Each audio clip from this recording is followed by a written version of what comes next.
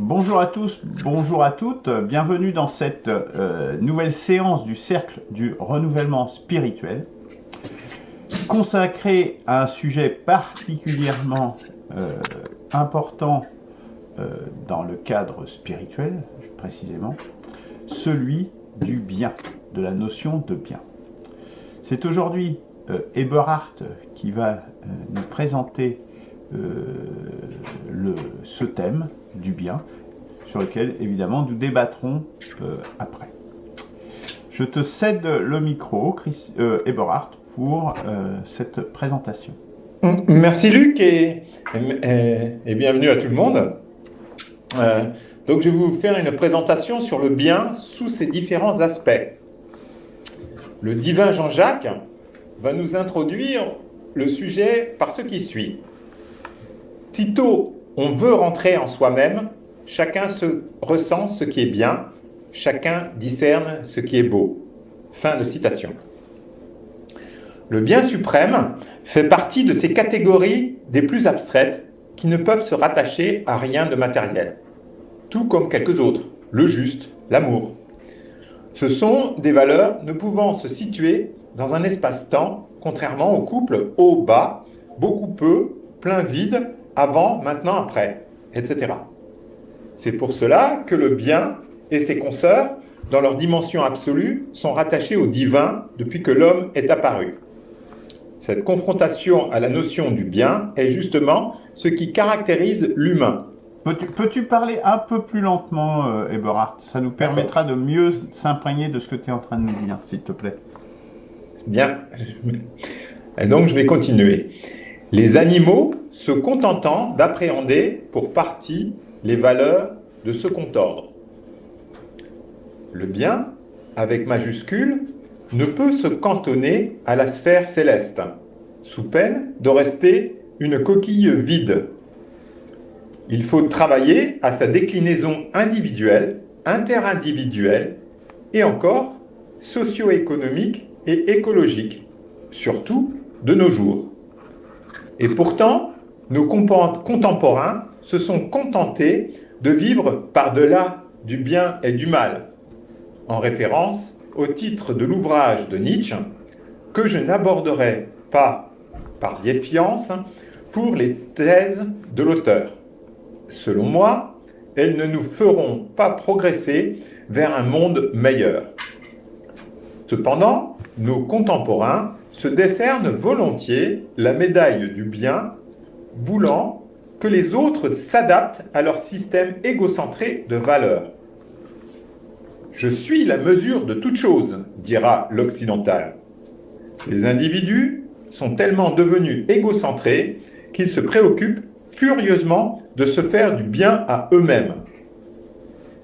Ils ne forment plus qu'une masse jouissante tournée vers elle-même et par conséquent incapable de donation.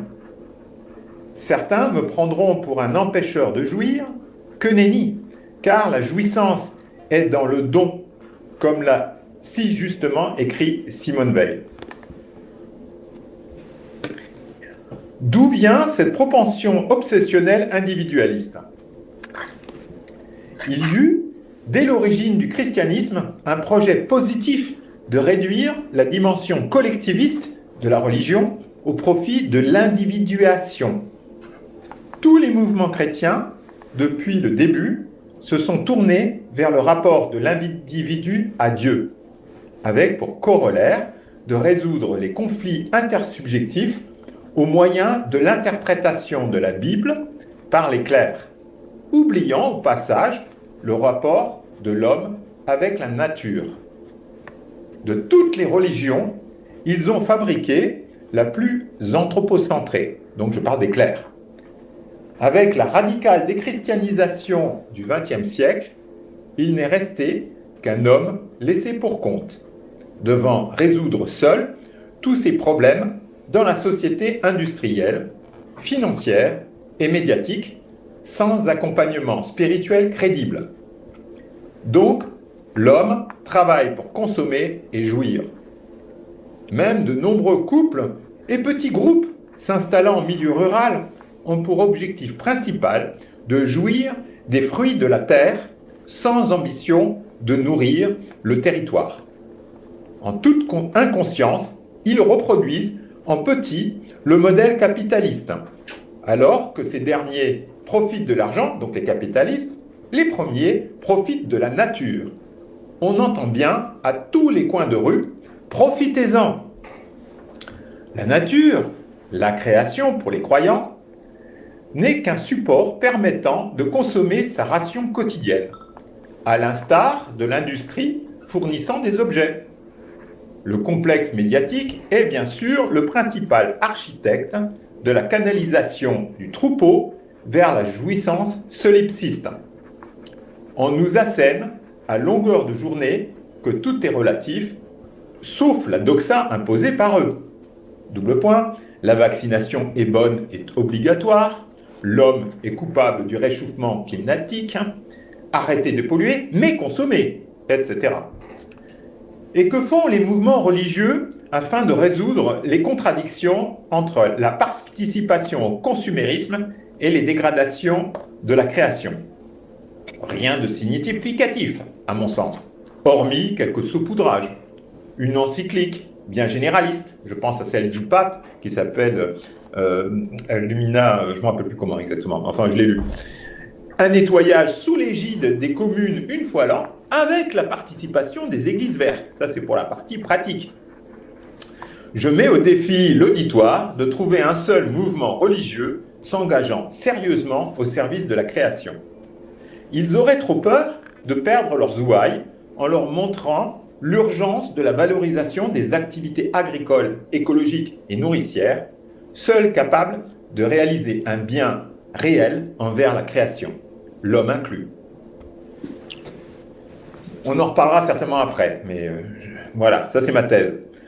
Comme le travail physique est méprisé, aucun mouvement spirituel ne s'est engagé dans une réflexion profonde sur les fondements de la vie. Les seuls intellectuels à s'être préoccupés de l'écologie et de la paysannerie ont été Jean-Jacques Rousseau et Simone Weil. Le premier estimait que l'agriculture est le métier le plus noble, car il donne aux pauvres du travail pour que d'autres pauvres puissent se nourrir à moindre coût. De par ailleurs, on ne compte plus le nombre de réflexions de Simone sur les vertus de l'agriculture à laquelle elle contribua par son propre travail, bien qu'étant agrégée de philosophie. La raison spirituelle, pour Simone, et raison majeure, en était d'assurer les nécessités pour que le bien. Nos contemporains préfèrent leur confort, déléguant aux classes il y a une coupure. Irréductibles à tout être vivant. On s'arrange également de voir une gradation de la notion du bien en fonction des intérêts de chacun, dans un savant rapport de force établi avec son entourage. En gros, j'agis bien envers celui que j'aime, envers celui dont je dépends. Toute cette gestion des relations interindividuelles est menée sans guidage extérieur et de hiérarchie des valeurs, pour la bonne raison que peu d'hommes les cherchent. L'école institutionnelle, par exemple, fait de l'éducation sexuelle, mais peu d'éducation interindividuelle ou même sentimentale. Cette médiocrité scolaire en la matière explique très bien tous ces harcèlements, qu'ils soient sexuels ou non. Et pourtant, depuis les Grecs jusqu'à Rousseau, des réflexions assez poussées ont été menées et présentées. Sur cet aspect, l'Inde a été beaucoup plus perspicace et efficace. Je renvoie les auditeurs à la présentation de l'hindouisme que j'ai faite en début d'année. Mais revenons-en au principe régissant le bien, auquel il faut juxtaposer le mal, sans que ce binôme soit réciproque, comme l'a très bien vu Simone. Le mal est le contraire du bien, mais le bien n'est le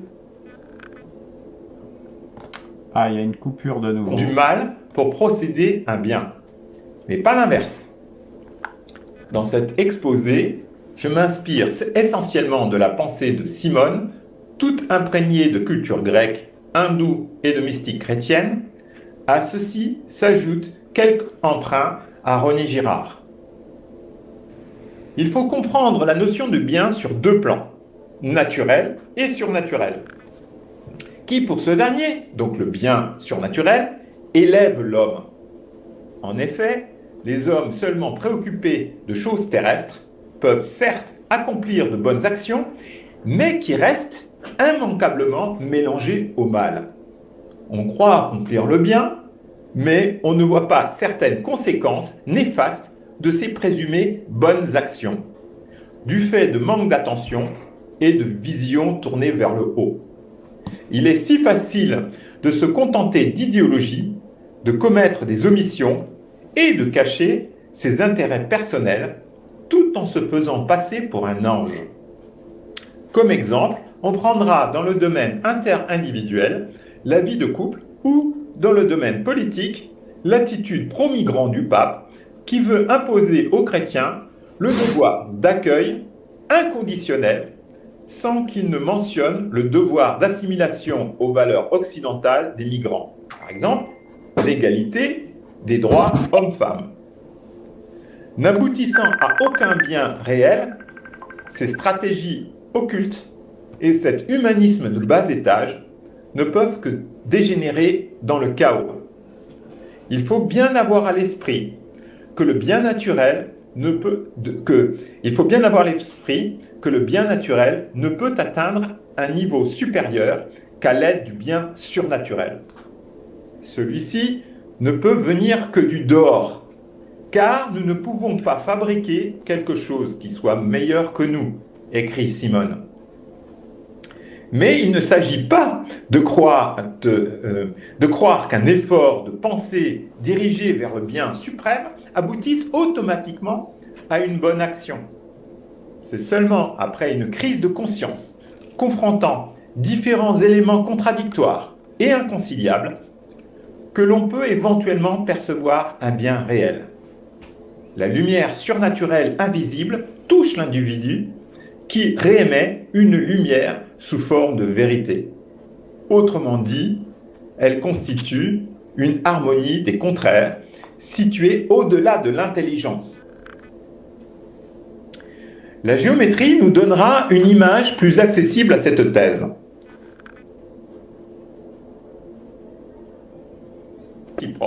Et voulant former un couple. Je suis désolé, il y a des coupures techniques. Malheureusement, parfois tu es coupé. Là, tu viens d'être coupé à l'instant, Eberhard. Alors, juste reprendre la dernière phrase. D'accord. Il y a eu déjà quelques coupures au préalable, malheureusement. Je recommence avec la géométrie, c'est ça? Oui, voilà, par exemple. Voilà. La géométrie nous donnera une image plus accessible à cette thèse.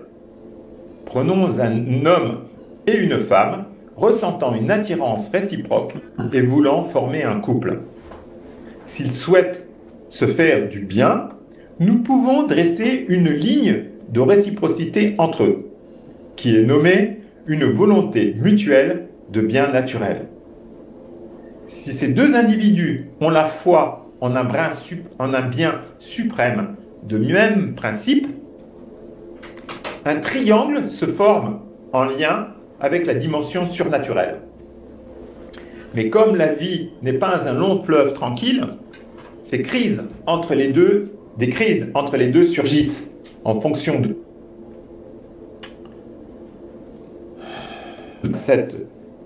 à force d'attention tournée vers le haut et d'observation bienveillante, la conscience fait apparaître une solution satisfaisante.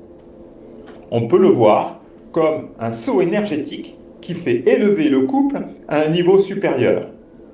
Le christianisme parlera de grâce touchant les hommes par un mouvement descendant provenant de Dieu.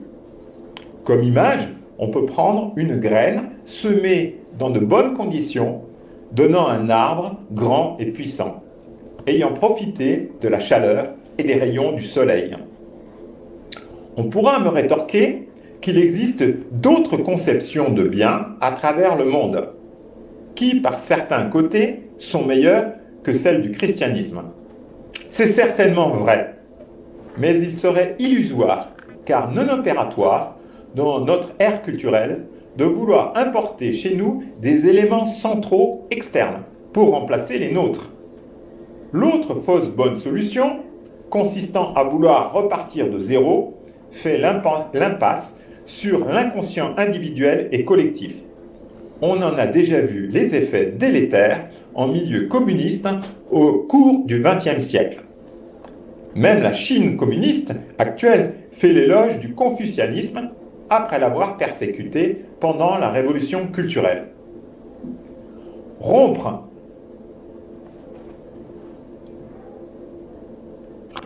il vaut mieux encore révéler dans la mesure du possible les points forts, les points faibles et les distorsions opérées par les institutions au cours des siècles, de manière à progresser vers le bien, sachant que le sens du progrès spirituel est le point crucial du message christique. Si la dimension surnaturelle n'est pas prise en compte par les hommes, seuls les intérêts individuels font force de loi, aboutissant naturellement à une régression.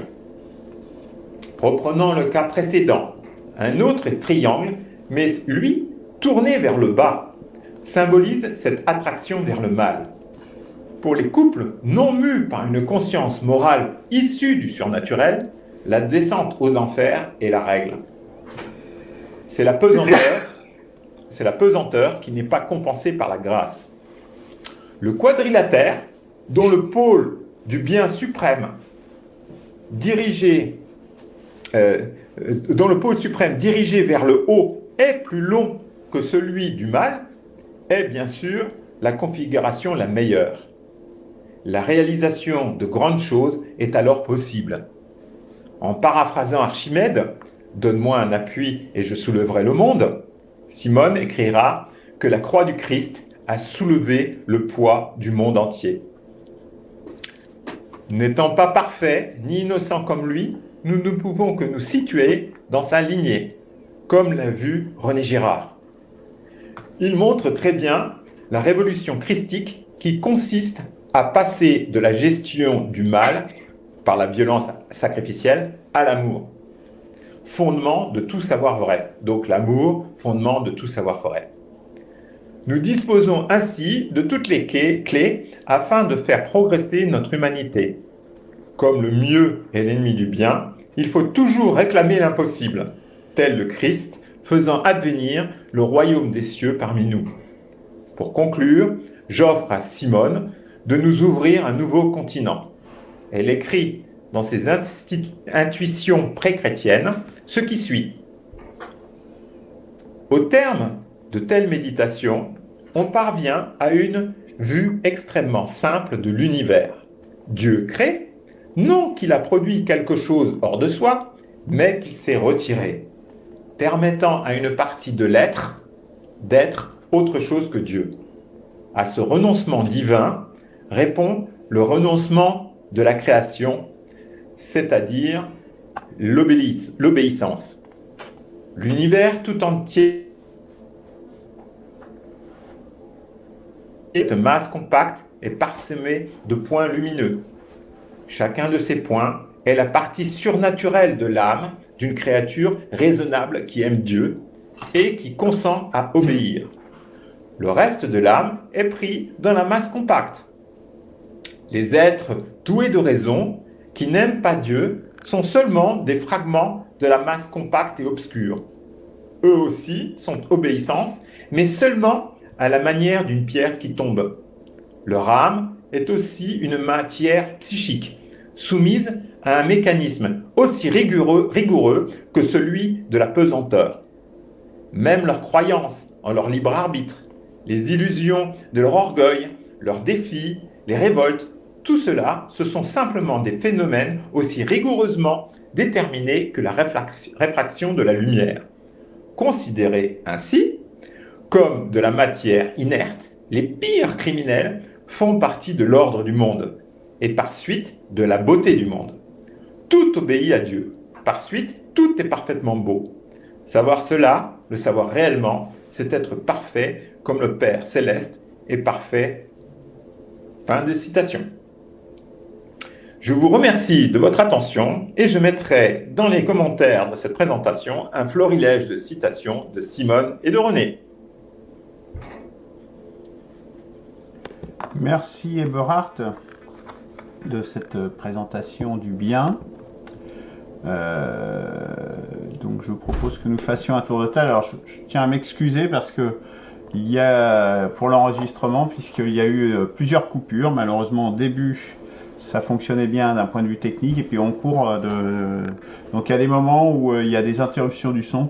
J'espère que ça ne nuira pas trop à la compréhension. Ça doit venir de toi, parce que moi j'ai Oui, ça vient de chez moi, c'est toujours le même problème. Depuis qu'il a la fibre, depuis qu'il est fibré. Depuis que j'ai la fibre.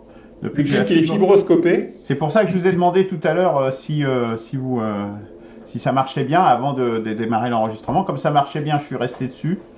Et du coup, bon, voilà, ça s'est mis à dysfonctionner au bout d'un certain temps.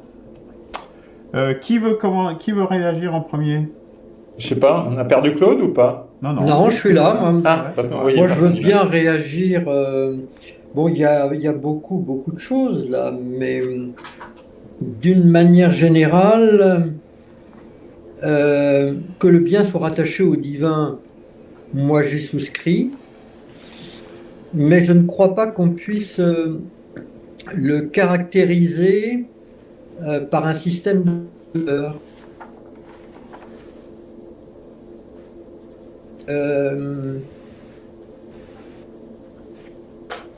Dès qu'on essaye de définir précisément quel devrait être le bien, on rentre dans une morale qui reste toujours plus ou moins arbitraire.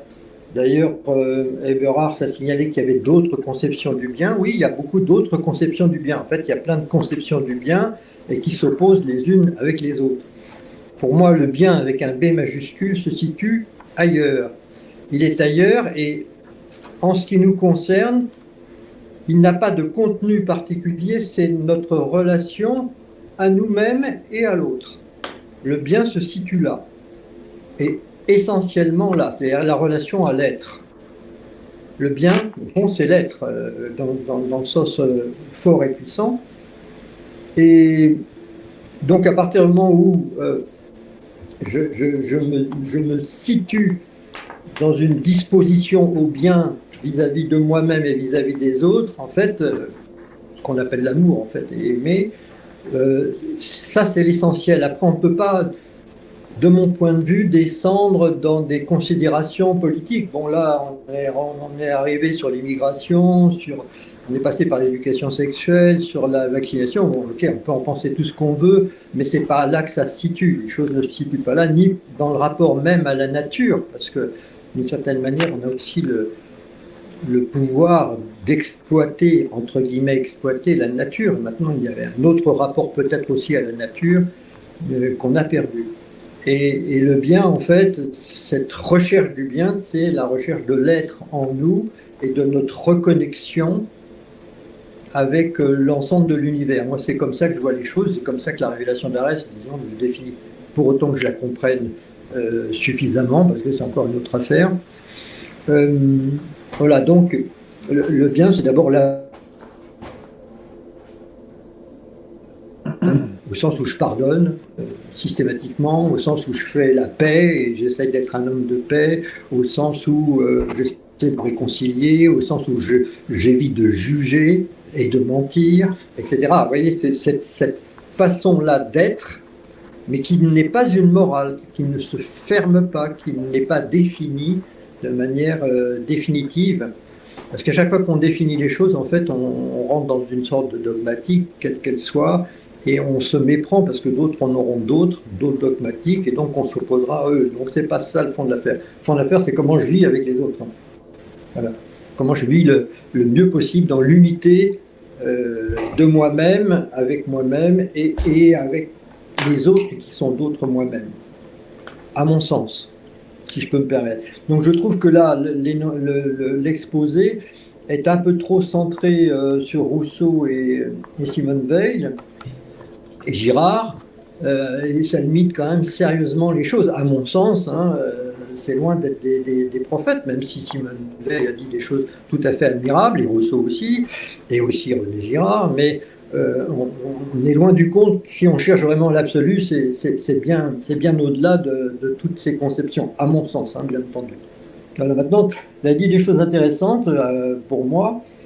Il y a deux plans, le naturel et le surnaturel, mais en fait, je dirais, non, il n'y a qu'un seul plan, c'est le naturel, mais c'est un naturel qu'on a perdu, nous, au fond de nous, hein, qui est notre vraie nature, en fait, qui est spirituelle, et que l'homme a perdu par le péché, parce que simplement, il a fait d'autres choix existentiels, il s'est détourné de ça. Donc, pour finir un peu avec ce que je veux dire, pour moi, le mal n'est pas le contraire du bien, mais le mal est un détournement du bien.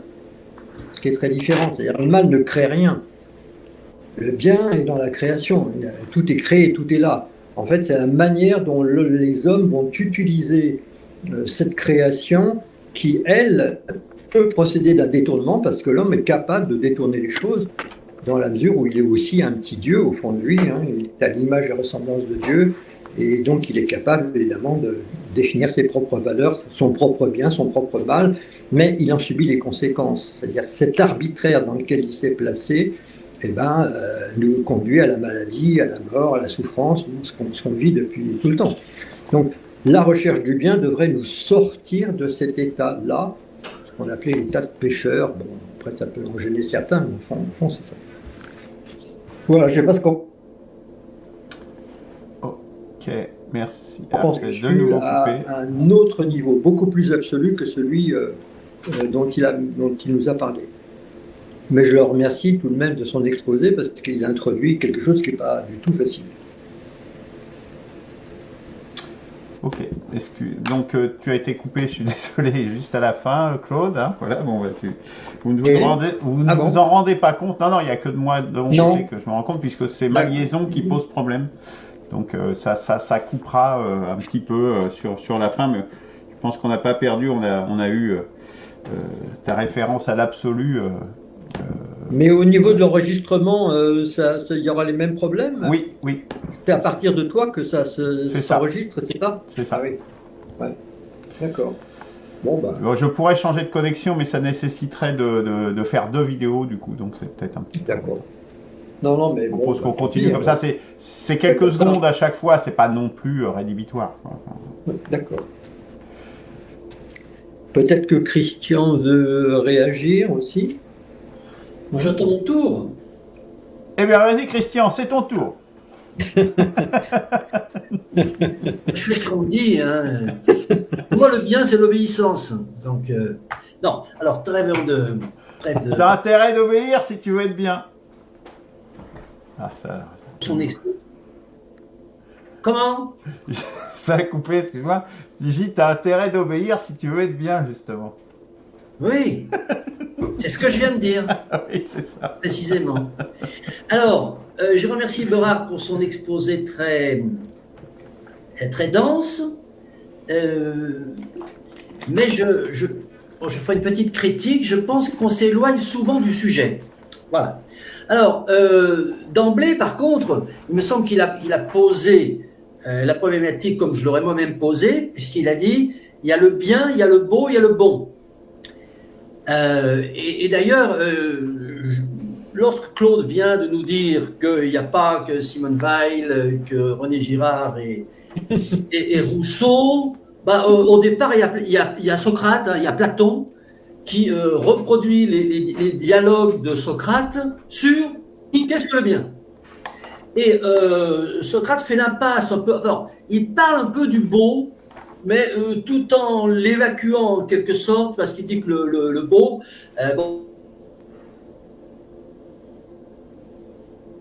en fait, avec notre objectif qui est l'organisation sociétale des hommes. Donc là me démarque de ce qui vient d'être dit, à savoir que le bien vient de l'extérieur, et alors, on l'a par, je dirais, téléportation de l'extérieur, comme dit Eberhard, ou bien on l'a en nous-mêmes, comme dit Claude. Moi, je dirais que le bien, c'est une variable, c'est un paramètre pour pouvoir écrire la loi. Bon. Voilà. Alors en fait, les premières réflexions sur le bien, les premières réflexions philosophiques, elles sont, moi je les ai comprises comme ça en lisant les dialogues de Socrate. Et on va pas, évidemment, reprendre, faire une analyse détaillée de tous ces dialogues extrêmement intéressants, mais il ressort une chose extrêmement claire, c'est que les hommes veulent que le bien s'applique dans leur interrelation lorsqu'ils ont fait société. Le bien, ils ne savent pas ce que c'est, donc on est à la recherche du bien. Il y en a qui savent qui est le bien, ce sont les dieux, voilà, mais bon, on peut communiquer avec eux, mais on n'a pas la possibilité de toujours pouvoir le faire. Et puis, la deuxième chose, c'est que le bien et le bon ne vont pas forcément de pair. C'est-à-dire qu'on peut faire le bien sans que ça soit bon, ou on peut faire du bon sans que ça soit bien. Alors, traduit en termes politiques, alors j'ai entendu Claude qui dit il ne faut éviter les considérations politiques ou écologiques. Alors, moi, je les évite pas, je suis centré là-dessus. Donc, le bien, en termes politiques, c'est le juste. La recherche du bien, c'est la recherche du juste. Ce qui est juste, alors effectivement, si chacun a sa notion du bien, sa notion du juste, il va appliquer son comportement individuel, donc on est là, on n'est pas dans la sociologie, mais dans la psychologique, il va adapter son comportement individuel à l'autre. Et chacun aura sa pratique du bien, sa pratique du juste. L'organisation sociétale, elle vise à établir effectivement une dogme, hein, une norme. Claude dit il ne faut pas de dogmatique, oui. Il faut établir en tout cas une norme, et c'est l'objectif d'un homme politique comme Socrate, puisque c'est un homme politique.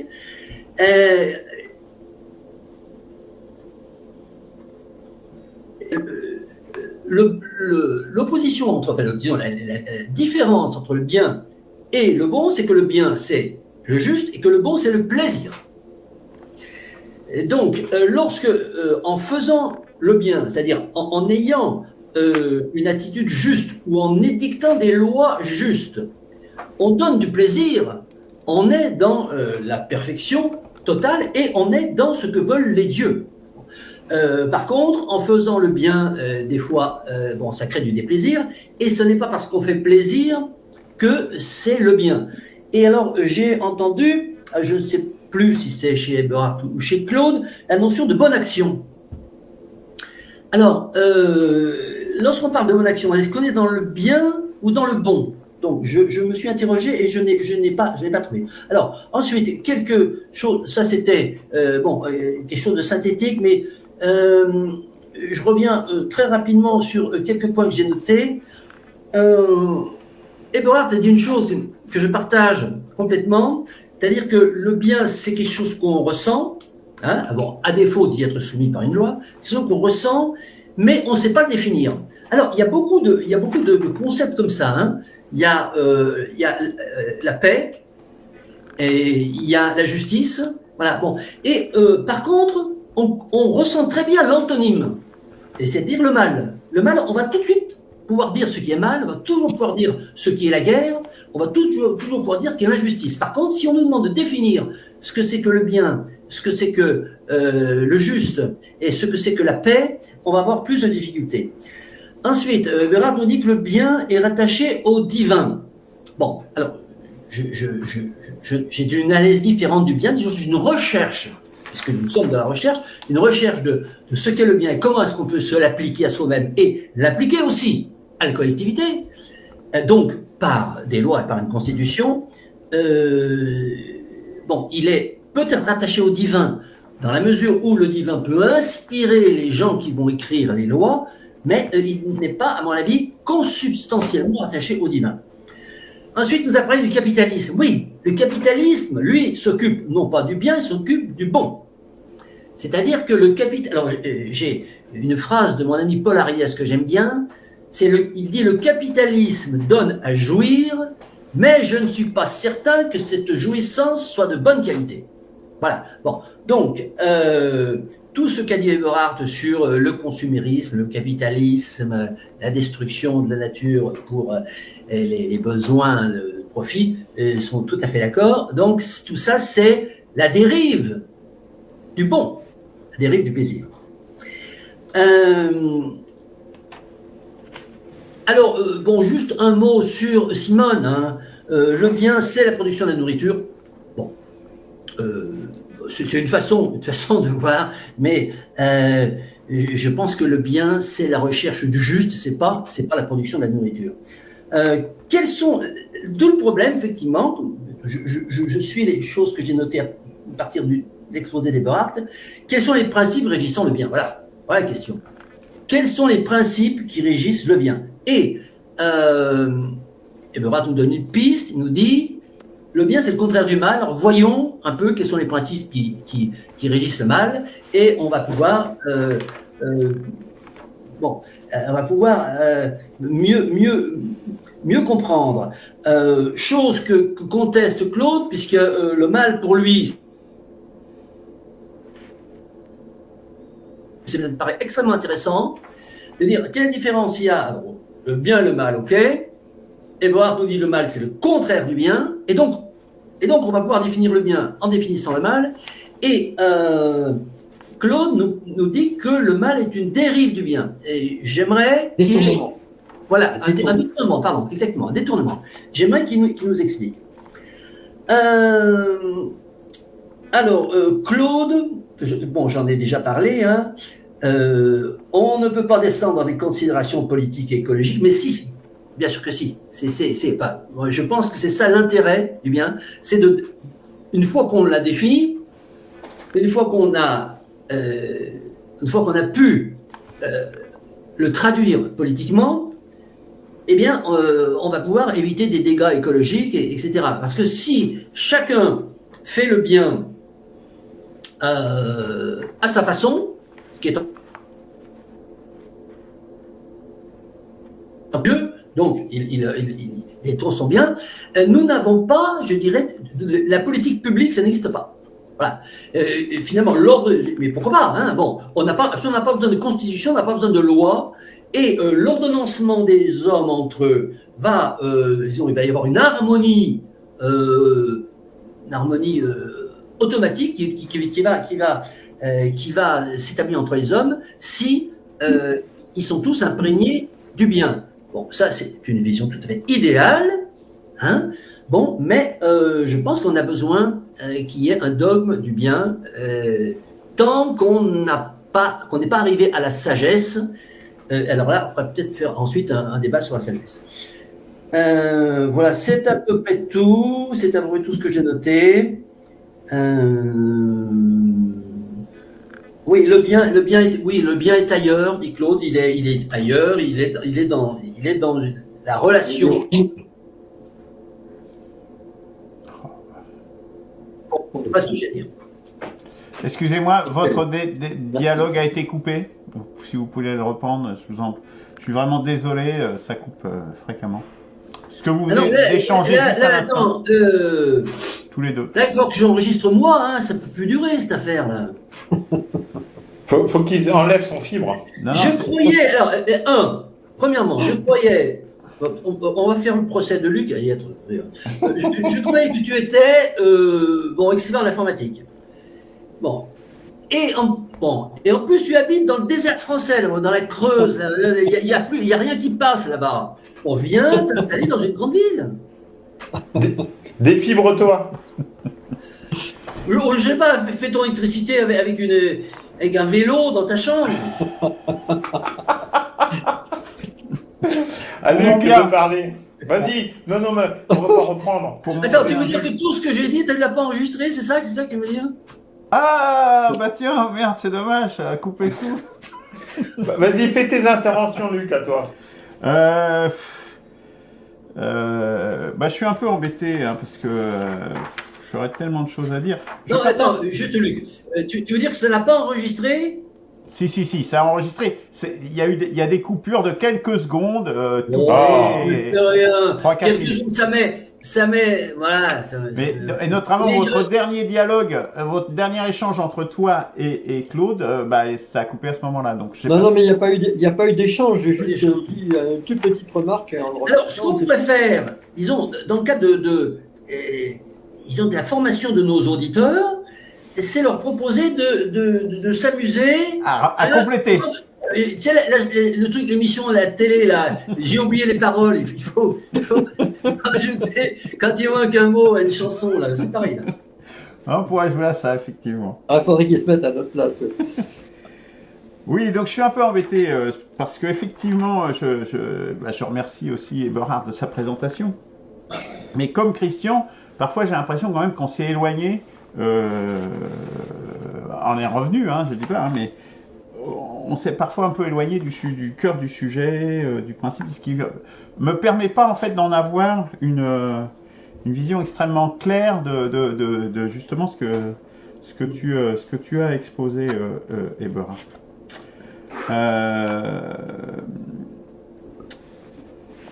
Donc je vais me limiter sans doute peut-être à parce que sinon j'ai noté énormément de choses par ailleurs sur le bien, sur son fondement, et notamment là je rejoins Claude sur le fondement du bien et notamment des travaux de Simone Weil, mais également du père comment il s'appelle, le père de Jean-Dominique, qui a écrit un livre qui s'appelle notamment Le bien commun, et qui est extrêmement intéressant. Et je me demande si j'ai pas envie de faire une émission consacrée un peu à tout ça et de refaire une seconde émission sur le bien, si ça vous embête pas, messieurs. Tout à fait. Donc du coup, je vais faire quelques petites remarques. Donc moi, je suis plutôt d'accord avec Claude quand il parle du bien par rapport à l'être. Peut-être pas à la relation à l'être, mais à l'être en tant que tel. Et là, je rejoins justement ce qu'énonce le père Jean-Dominique dans son livre, mais jusqu'à un certain point seulement. Et ça, je pense que ça me semble important. Et puis, je dirais, ton exposé, Eberhard, est très centré effectivement sur le christianisme et le fait même que le bien existe selon d'autres définitions dans d'autres spiritualités, et tu l'as évoqué toi-même d'ailleurs, ça montre bien que le christianisme en a une vision incomplète, pour le moins. Et donc, vouloir borner nos travaux à ce champ, ça me semble un peu... c'est un peu nous châtrer, si je peux me permettre, de notre investigation. Voilà, donc ça c'est une première chose. Une deuxième chose, c'est par exemple, tu parles à un moment donné, Eberhard, par rapport à l'individu, à l'égoïsme, la relation particulière justement du christianisme avec l'individu, que l'on ne retrouve pas forcément dans d'autres religions, qui conduit visiblement à un certain égocentrisme et une incapacité de don à autre que soi-même. Or, et tu affirmes à un moment donné, or la jouissance est dans le don. Et ça, c'est très christique, je dirais, c'est très christianique. Ça pousse, je dirais, au sacrificiel, je dirais, qui caractérise le christianisme, avec le Dieu lui-même qui se sacrifie pour le bien des hommes. Ça pousse une tendance au martyre, au sacrifice, voire à un certain masochisme, et qu'on retrouve et qui est fondateur, je dirais, dans le christianisme, me semble-t-il. Et ça, je ne pense pas que ça soit forcément le bien en soi. Je pense que le bien, c'est bien de faire quelque chose qui dépasse soi-même, qui transcende, mais ça ne veut pas dire forcément le sacrifice de soi-même. J'ai du mal à comprendre ça, en quoi une destruction peut construire. On parle de destruction constructive, mais là, je ne suis pas certain que ça soit pertinent. Voilà, donc ça c'était par rapport à ce que disait Eberhard. Par rapport à ce que disait Claude, moi, par contre, là où je ne le suis pas du tout, c'est... il dit, il faut refuser tous les dogmes, en définitive. Mais, bon, là, on s'écarte un petit peu du bien, mais pour être justement dans la relation à l'être, et être bien dans la relation à l'être, et donc être dans le pardon systématique, être dans l'absence de jugement, faire de bonnes actions, et affirmer que le bien n'est pas l'opposé du mal. Je extrais ces 4 principes, ces 4 lois fondamentales, je dirais, mais quelque part ça constitue aussi un dogme, qu'on le veuille ou non, puisque ce sont des... si, je vois que tu fais la moue, Christian, mais dire le pardon systématique, c'est une affirmation que rien ne sous-tend. C'est une affirmation, un postulat, un axiome, je dirais. Pas de jugement, c'est un axiome. Donc, ces axiomes posés ainsi, pour moi, sont de nature purement dogmatique. Donc, c'est un autre dogme, c'est tout. Je crois qu'on n'échappe pas, dans ces définitions du bien et du mal, à poser justement un certain nombre de principes fondateurs qui vont faire qu'on va pouvoir discriminer ce qui est bien et ce qui est mal. Vouloir s'abstraire complètement des principes, déjà, je crois avoir montré à l'instant que ça ne me semble pas possible. Hein. D'ailleurs, ça fait écho à un autre débat qu'on avait eu dans le cercle du renouvellement constitutionnel sur le droit naturel, où en le rejetant, on s'aperçoit qu'en définitive, si on ne prend pas ces principes-là, on en prend d'autres. Donc, à un moment donné, il faut bien qu'il y ait une amorce à quelque chose, une axiomatique qui soit posée. Et c'est indispensable à toute construction que je dirais abstraite. D'ailleurs, toute mathématique, notamment, qui sont des constructions abstraites, repose sur une axiomatique. Et puis, sur ce que dit Christian, moi je dirais, l'approche de Christian, je trouve que ton approche, elle manque de transcendance, si tu veux. C'est ça que je note, je dirais.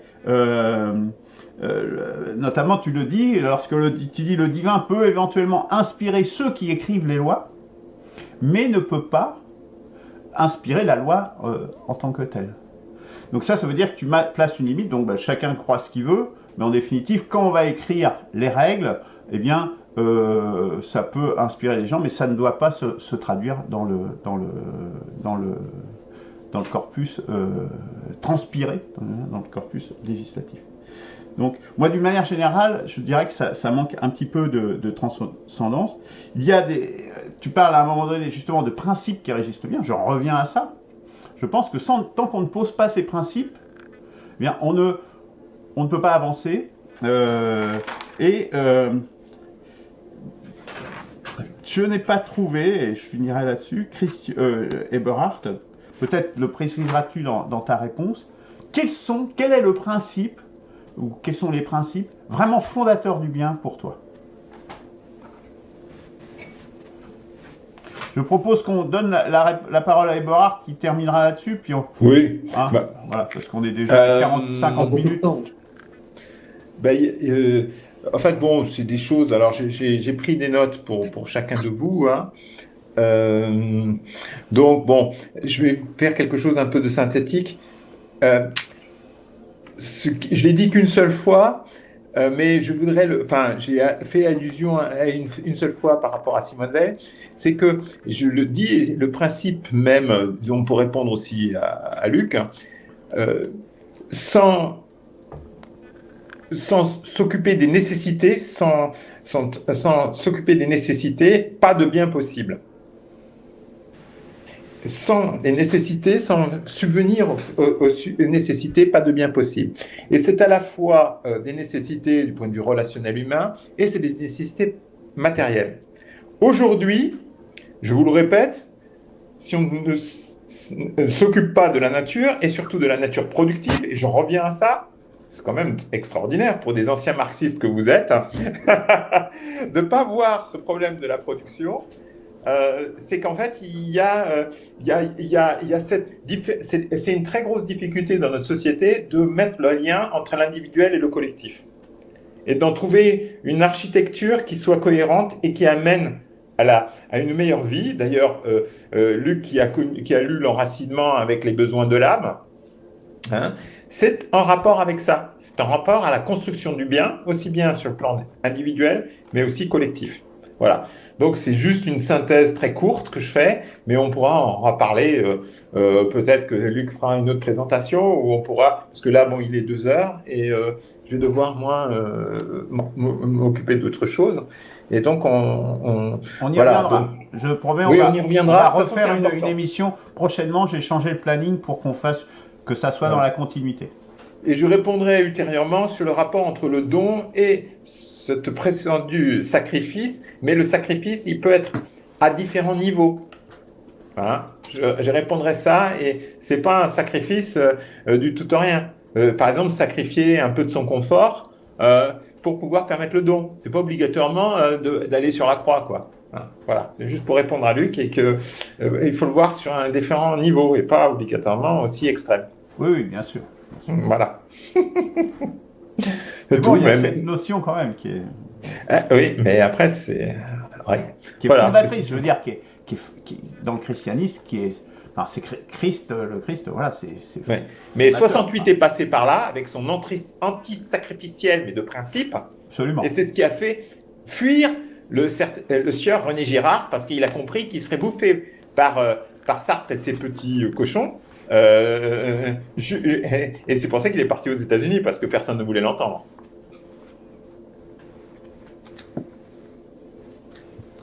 Et pour terminer, pour ceux qui ont lu mon histoire d'amour, Aurélie accepte de sacrifier sa tablette. Vous vous rappelez d'Aurélie, la petite, quand Marc demande à ce que la petite de 5 ans, elle évacue tous les écrans d'elle. Elle comprend qu'elle va pouvoir grandir mieux sans les... C'est-à-dire qu'on peut faire des sacrifices de quelque chose pour un bien supérieur. Voilà, c'était juste une petite anecdote en rapport avec cette histoire d'amour. Chacun doit sacrifier quelque chose pour un bien supérieur. D'accord. Oui, vas-y. Sans s'empêcher de jouir. Et justement, c'est le don. Le don amène en fait à un bien supérieur. Parce que il faut se dépasser soi-même. C'est ça l'idée. Si tu ne te dépasses pas toi-même, tu resteras par rapport à tes propres désirs et selon Simone Veil, mais je partage ça. Et moi-même, en tant que paysan, j'ai bien vu qu'il y a très peu de gens qui sont dans le don agricole, par exemple. Hein. Y compris les petits jeunes, comme j'ai vu rencontrer la semaine dernière. Ils vont s'installer sur une petite ferme et tout. Ils vont profiter eux-mêmes de tout ce qu'ils produisent, mais ils ne se posent pas la question sur la société qui est autour d'eux.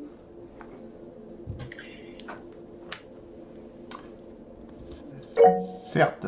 Alors, Christian veut faire une petite... Juste un mot pour rebondir sur ce que dit Ebert et ouvrir peut-être un thème de débat. C'est qu'en fait, le bien aujourd'hui, depuis la société industrielle, depuis 2 siècles, 1 siècle et demi, le bien, il est délégué à l'État. Donc, on ne peut pas parler du bien aujourd'hui de la même façon qu'on pouvait parler du bien avant la société industrielle. Voilà, voilà l'idée que je lance. À mon avis, c'est quelque chose dont on peut pas faire l'impasse sur la reconfiguration de la notion du bien par chaque individu à partir du début de la civilisation industrielle. Eh bien, je propose, Christian, que tu nous fasses un exposé aussi sur ce thème très particulier. Voilà, donc je ferai un exposé, puis ça te laisse le temps justement l'impact de la civilisation industrielle, de l'époque industrielle, de la révolution industrielle. Sur la notion du bien individuellement. Voilà, sur la vision du bien. Ça me semble que c'est effectivement une prolongation et quelque chose de très actuel et de très, concret sur ce thème. Très bien. Plus personne, c'est bon? Bah, moi, j'aurais voulu juste rajouter un petit mot sur le fait que il y a une relativité du bien et du mal dès qu'on les définit. Parce que chacun se l'approprie d'une manière ou d'une autre. C'est ça que j'entends par l'arbitraire. En fait, à partir du moment où il y a une définition du bien et du mal en termes de valeurs, de principes, de lois, donc dès qu'on les politise, au point de vue. Tu peux répéter parce que pense ça a que le coupé bien juste à l'instant. Ok. Je pense que le bien se situe ailleurs, mais il y a quantité d'histoires, d'exemples dans l'histoire où un certain bien se transforme à terme en mal et l'inverse, des fois où des choses qui sont considérées comme mal se transforment en bien. Bon, on l'a vu pendant la politique, la Covid, etc. Enfin, bon, il y a plein d'exemples. Voilà, donc cette relativité, elle sera toujours là. Et moi, j'aurais aimé qu'on parle plus du bien au sens absolu, même s'il paraît dans un idéal très lointain, mais c'est ça qui m'intéresse, c'est-à-dire comme en tant que manière d'être pour l'homme d'aujourd'hui. Quelle manière d'être? Eh bien, peut-être que ça sera à l'occasion de cette deuxième présentation d'essayer d'aller dans cette direction-là. Et je pense que... Oui, parce que l'homme ne peut pas s'extraire de la civilisation dans laquelle il vit. Oui, mais il faut mettre l'amour dans la vie sociale.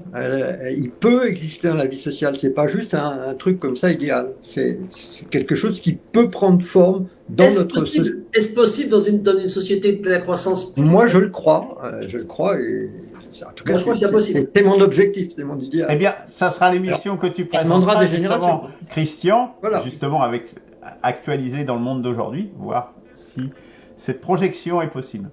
Merci messieurs. Merci.